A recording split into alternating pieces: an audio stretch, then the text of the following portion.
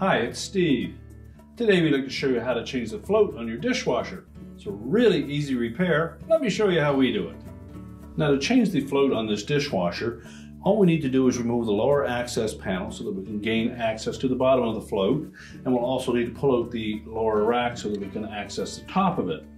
Now, before we remove the access panel on the bottom, we'll want to disconnect the power to the dishwasher. So locate the electrical panel, turn off the appropriate breaker, or remove the appropriate fuse. If your dishwasher is a plug-in model, we simply need to unplug it from the wall socket. Now, to change the float on this style of a dishwasher, we simply need to open up the dishwasher, remove the bottom rack and any items that are in it.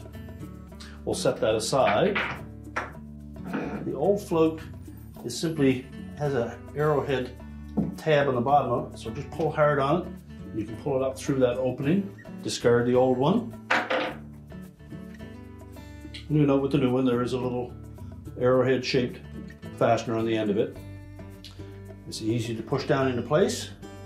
You'll meet some resistance, just give it a little push until it goes past that. Sure it moves freely. We can then put our lower rack back in place. Close the dishwasher up. And your repair is complete.